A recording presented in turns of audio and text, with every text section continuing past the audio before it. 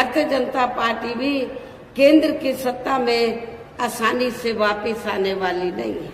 BSP के candidate को हराना है और हमारी पार्टी कांग्रेस, बीजेपी व अन्य किसी भी विरोधी पार्टी तथा गठबंधन आदि के साथ मिलकर नहीं, बल्कि अकेले ही अपनी पार्टी के बलबूते पर ही पूरी तैयारी व दमदारी के साथ यह चुनाव लड़ रही है। इसके साथ ही हमने टिकट बंटवारे के मामले में भी सर्व समाज के लोगों को उचित भागीदारी दी है, जिनको जिताने के लिए पार्टी के लोग पूरे जी जान से लगे हैं। हालांकि आज यहाँ आपकी इकट्ठा हुई अपार भीड़ व भीड़ के जबरदस्त जोश को भी देखकर अब मुझे भी ये काफी हद तक भरोसा हो गया है कि पिछली बार की तरह इस बार भी आप लोग यहाँ अपने उत्तर प्रदेश से लोकसभा चुनाव में अपनी पार्टी का बेहतर रिजल्ट जरूर लाएंगे। पिछली बार की तरह आप लोग बिजनौर लोकसभा की सीट को भी जीतेंगे और नगीना रिजर्व लोकसभा की सीट को भी जरूर जीतेंगे। इसके लिए अब मैं आप लोगों का ध्यान कुछ जरूरी बातों की तरफ दिलाना चाहती हूँ और इस संबंध में विशेषकर मैं कांग्रेस, बीजेपी व इनके अन्य सभी सहयोगी दलों के बारे में ये कहना चाहूंगी कि आजादी के बाद शुरू में केंद्र व देश के काफी राज्यों में भी ज्यादातर सत्ता यहाँ कांग्रेस पार्टी के ही हाथों में केंद्रित रही है, किंतु इनकी अधिकांश मामलों में रही गलत नीतियों एवं गलत कार्य प्रणाली आदि की वजह से ही फिर इस पार्टी को केंद्र व काफी राज्यों की भी सत्ता से बाहर होना पड़ा है तथा यही स्थिति इनकी सहयोगी पार्टियों की भी बनी रही है, जिसके कारण ही फिर पिछले कई वर्षों से बीजेपी व इनके सहयोगी दल केंद्र एवं काफी राज्यों की सत्ता में काबिज हो गए हैं, लेकिन इनकी भी ज्यादातर रही जातिवादी, पूंजीवादी, संकीर्ण, सांप्रदायिक व द्वेषपूर्ण नीतियों एवं कार्य प्रणाली आदि से तथा इनके कथनी व करनी में भी काफी अंतर होने की वजह से अब ऐसा लगता है कि इस बार ये पार्टी भी यानी कि भारतीय जनता पार्टी भी केंद्र की सत्ता में आसानी से वापस आने वाली नहीं है, बशर्ते यदि ये चुनाव इस बार फ्री एंड फेयर होता है तथा आम चर्चा के मुताबिक वोटिंग मशीनों में भी कोई गड़बड़ी आदि नहीं की जाती है।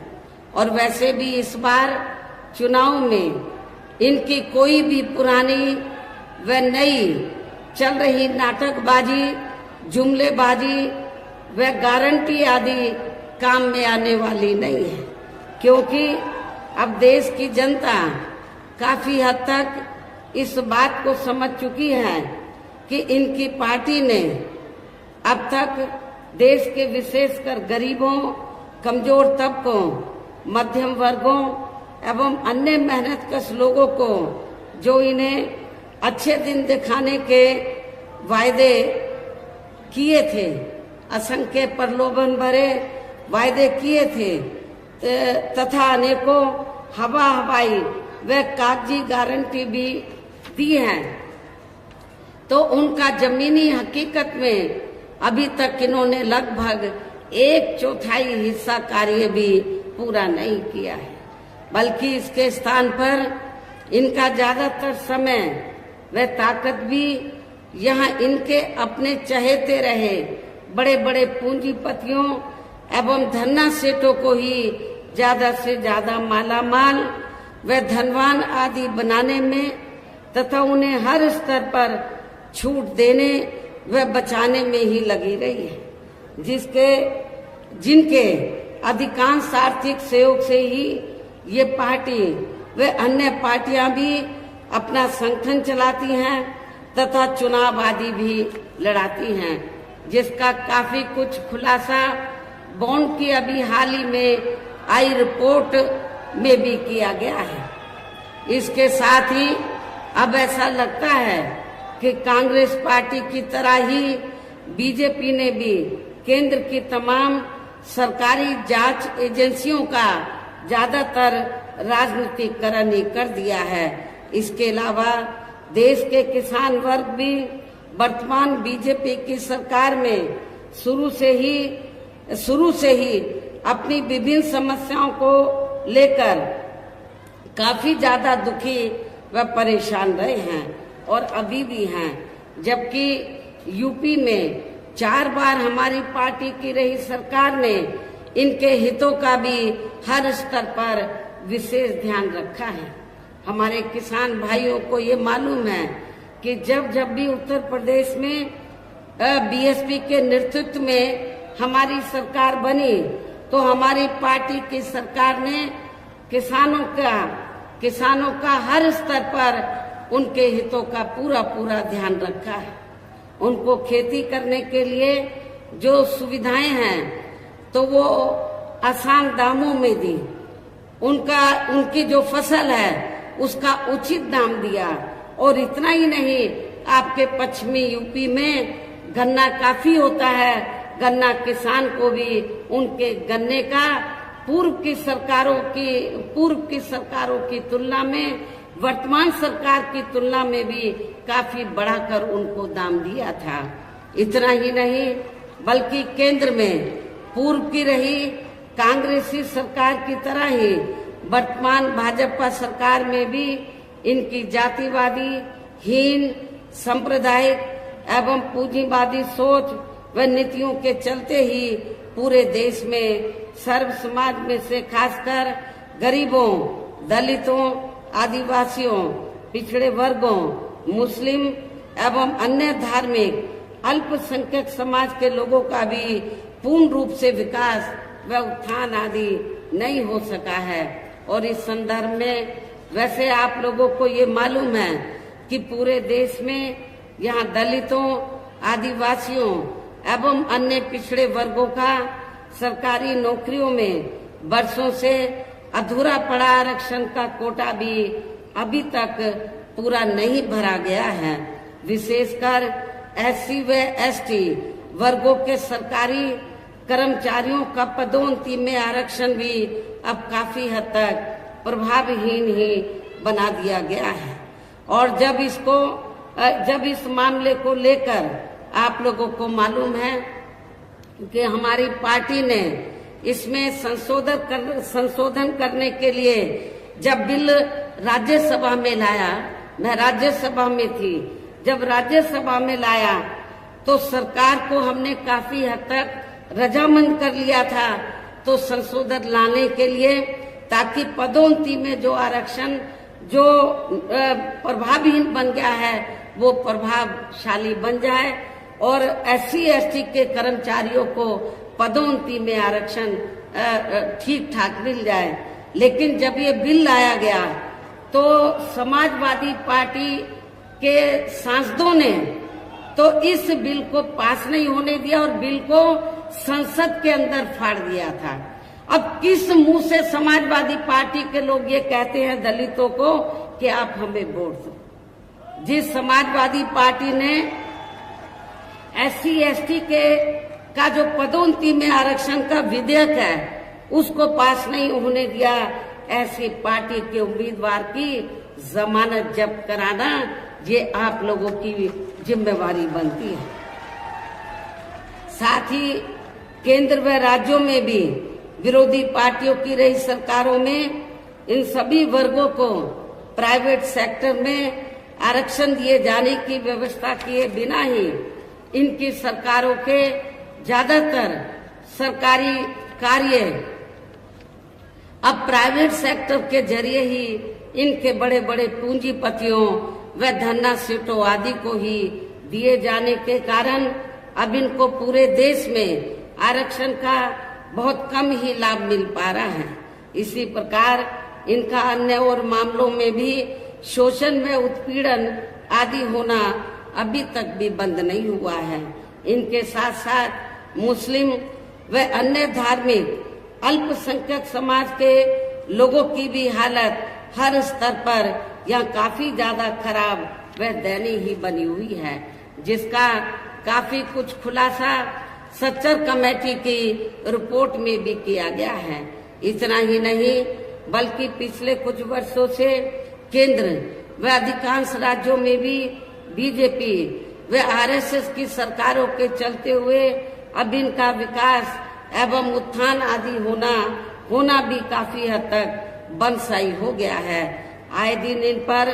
खासकर धर्म की आड़ में हो रही जुल्म जाति भी यह काफी ज्यादा चरम सीमा पर पहुंच चुकी है। इनके साथ साथ अपर कास्ट समाज में से विशेषकर गरीब लोगों की भी हालत हमें कोई खास अच्छी नजर नहीं आती है। इनकी गलत कृषि नीतियों के कारण किसान वर्ग भी आए दिन आंदोलित रहता है। साथ ही इनकी गलत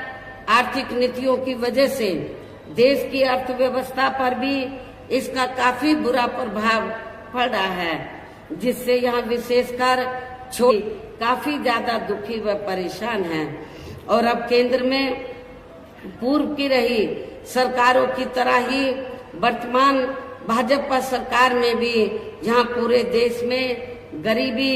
बेरोजगारी एवं महंगाई आदि भी लगातार काफी ज्यादा बढ़ रही है। देश में हर स्तर पर फैला भ्रष्टाचार भी अभी तक कम नहीं हुआ है। साथ ही अपने देश की सीमाएं भी अभी तक पूरे तौर से सुरक्षित नहीं हैं। ये भी बड़े चिंता की बात है। ऐसे में अब आप लोगों को देश में हो रहे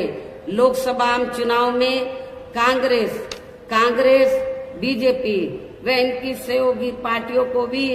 केंद्र की सत्ता में आने से जरूर रोकना है। जिनकी गलत नीतियों व गलत कार्य प्रणाली आदि को आप लोग काफी हद तक आजमा चुके हैं। ऐसी स्थिति में अब ये विरोधी पार्टियां किस्म किस्म के साम दाम दंड भेद आदि अनेकों हथकंडे इस्तेमाल करके केंद्र की सत्ता में आने की भी पूरी कोशिश में लगी हैं, जिनसे अपनी पार्टी के लोगों को हर स्तर पर काफी ज्यादा सावधान रहना है। और इस मामले में विरोधी पार्टियां अपने अपने पक्ष में हवा बनाने के लिए खासकर मीडिया, ओपिनियन पोल व सर्वे आदि का जो बड़े पैमाने पर इस्तेमाल कर रही हैं, तो उनसे भी अपनी पार्टी के लोगों को बिल्कुल भी गुमराह नहीं होना है। इसके साथ ही विरोधी पार्टियों के विभिन्न रूपों में जारी किए गए इनके हवाई व प्रलोभन भरे चुनावी घोषणा पत्रों एवं वायदों आदि के बहकावे में भी अपनी पार्टी के लोगों को कतई नहीं आना है, जिन्हें ये पार्टियां चुनाव खत्म होने के बाद ज्यादातर अमल में नहीं लाती हैं। और अब जिन पर से देश की जनता का अधिकांश विश्वास ही उठ गया है। यही खास वजह है कि हमारी पार्टी किसी भी चुनाव में अपनी पार्टी का कोई भी चुनावी घोषणा पत्र आदि जारी नहीं करती है। वैसे भी हमारी पार्टी किसी भी मामले में कहने में बहुत कम बल्कि कार्य करके दिखाने में ही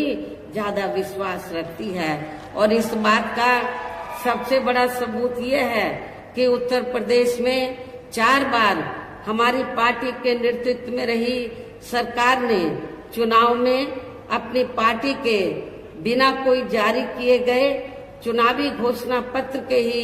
प्रदेश व आम जनहित में काफी कुछ ऐतिहासिक कार्य करके दिखाए हैं, जिनकी अब देश में अधिकांश पार्टियों की सरकारें काफी नकल भी कर रही हैं, जबकि इस मामले में हमारी पार्टी का ये कहना है कि यदि इन पार्टियों के स्थान पर केंद्र में हमें अपनी पार्टी की सरकार बनाने का मौका मिलता है तो तब फिर हमारी पार्टी की बनी सरकार केंद्र में यहाँ अब तक रही सभी विरोधी पार्टियों की सरकारों की तरह केवल हवाई व कागजी कार्य आदि नहीं करेगी, बल्कि उत्तर प्रदेश की तरह ही जमीनी हकीकत में ठोस कार्य करके दिखाएगी। और इस संदर्भ में खासकर मैं ये कहना चाहूंगी, केंद्र द्वारा देश में पिछले कुछ समय से अति गरीब परिवारों को अस्थायी तौर पर फ्री में जो थोड़ी सी खाद्य सामग्री दी जा रही है या राशन आदि दिया जा रहा है, तो उससे इनका स्थायी तौर पर भला होने वाला नहीं है। और वैसे भी इनकी ये जटिल समस्या देश में हर हाथ को काम देने से ही केवल दूर हो सकती है, जिसकी तरफ हमारी पार्टी की बनी सरकार विशेष ध्यान देगी। साथ ही देश में पिछले काफी वर्षों से आए दिन बढ़ रही गरीबी, बेरोजगारी व महंगाई आदि से भी जनता बहुत ज्यादा दुखी व परेशान है, जिसे भी आर्थिक नीतियों में तब्दीली करके जरूर दूर किया जाएगा। धर्म की भी आड़ में पिछले कुछ वर्षों से खासकर मुस्लिम समाज के लोगों का द्वेष की भावना से जो इनका काफी ज्यादा शोषण व उत्पीड़न आदि किया जा रहा है, तो इसे भी जरूर रोका जाएगा। और ये सब हमने अपनी यूपी की रही सरकार में करके भी दिखाया है। इसके अलावा हमने यूपी में सर्व समाज में से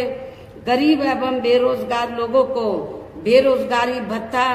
आदि न देकर उन्हें बड़ी तादाद में रोटी रोजी के साधन भी उपलब्ध कराए हैं। जो अभी ये कार्य भी ज्यादातर ठंडे ही पड़े हैं, जिनको फिर सरकार बनने पर जरूर प्राथमिकता दी जाएगी। वैसे आप लोगों को इस मामले में ये मालूम है कि जब भी यूपी में मेरे नेतृत्व में सरकार बनी, तो हमने उत्तर प्रदेश में तो गरीब और बेरोजगार लोगों को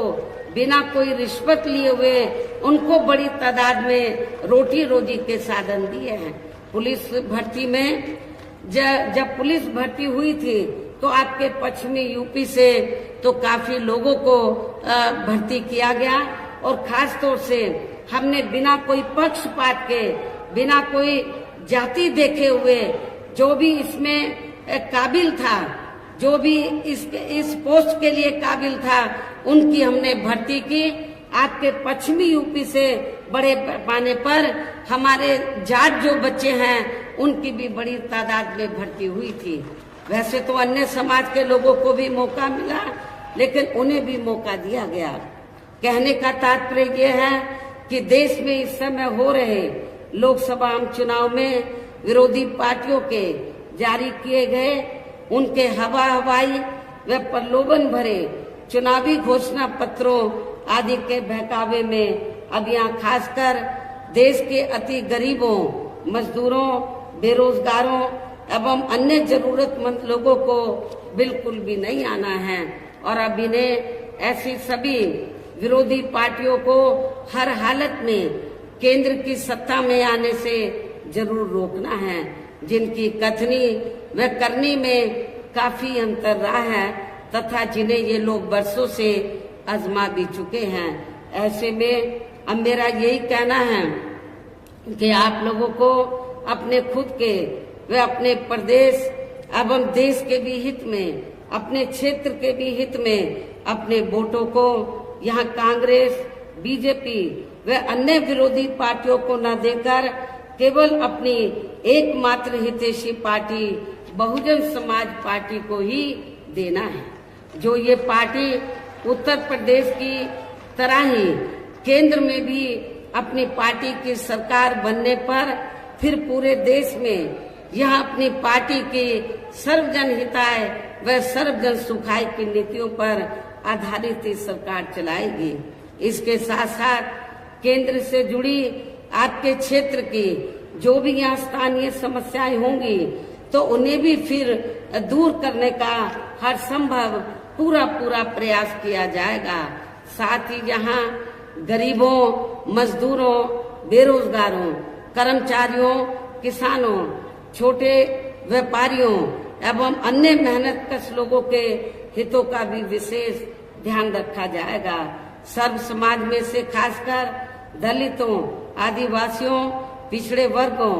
मुस्लिम व अन्य धार्मिक अल्पसंख्यक समाज के लोगों के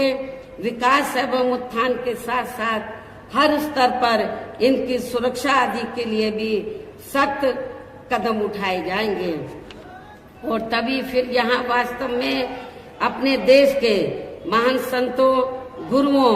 व महापुरुषों में भी विशेषकर महात्मा ज्योतिराव फूले, श्री छत्रपति शाहू जी महाराज, श्री नारायण गुरु, बाबा साहब डॉक्टर भीमराव अंबेडकर एवं मान्यवर श्री कांशीराम जी, चौधरी चरण सिंह जी का भी सपना, अधूरा रहा सपना जरूर साकार हो सकता है, जिनको यूपी में हमारी पार्टी की रही सरकार द्वारा हर स्तर पर पूरा आदर सम्मान दिया गया है। और आप लोगों को मैं भी यहाँ ये भी बताना चाहती हूँ कि जब हमारी पार्टी की बनी सरकार ने और खास तौर से चौथी बार जब पूर्ण बहुमत की सरकार बनी और हमने उत्तर प्रदेश में दबे कुचले लोगों के हितों में, वैसे तो सर्व समाज के हितों का हमने पूरा ध्यान रखा था, लेकिन दबे कुचले लोगों के हितों में जब हमने कुछ जरूरी व ठोस कदम उठाए तो ये विरोधी पार्टियों को अच्छा नहीं लगा। और खास तौर से जब हमने अपने संतों, गुरुओं और महापुरुषों को विभिन्न रूपों में आदर सम्मान दिया, उनके नाम से स्मारक बनाए, उनकी प्रतिमाएं लगाई, संग्रहालय बनाए, ये सब अच्छा नहीं लगा। और नतीजा क्या हुआ, तो तब फिर चाहे कांग्रेस हो, बीजेपी हो, सभी पार्टियों को ये लगा कहीं ऐसा ना हो अभी तो बीएसपी देश के सबसे बड़े प्रदेश उत्तर प्रदेश में सत्ता पर काबिज हुई है, कहीं केंद्र की सत्ता में बीएसपी काबिज ना हो जाए। बीएसपी अभी तो यूपी में काबिज हुई है, कहीं वो केंद्र की सत्ता में ना काबिज हो जाए। तो बीएसपी को रोकने के लिए आप लोगों को मालूम है तब फिर सभी विरोधी पार्टियों ने अंदर मिलकर तो बीएसपी का जो बेस वोट है, दलित वोट, तो उसको बांटने के लिए, उसको कमजोर करने के लिए, बीएसपी को कमजोर करने के लिए तब फिर इन सभी विरोधी पार्टियों ने दलितों में, आदिवासियों में, पिछड़ों में जो स्वार्थी किस्म के लोग हैं, जो बिकाऊ किस्म के लोग हैं, उनको मैनेज करके तोड़कर तो विरोधी पार्टियों ने तो काफी संगठन बना डाले, काफी छोटी पार्टियां बना डाली। और किस लिए कि जब चुनाव हो पार्लियामेंट असेंबली का तो बीएसपी को चुनाव हराने के लिए, इनका वोट बांटने के लिए तो जो छोटे संगठन पार्टियां बनाई हैं तो उनके माध्यम से वो बीएसपी के कैंडिडेट को हराने के लिए तो वो अपने उम्मीदवार खड़े करवा देते हैं तो ताकि दलितों का वोट बढ़ जाए। ऐसा हमें आपके नगीना सुरक्षित लोकसभा की सीट पर भी देखने के लिए मिल रहा है। इसलिए मेरा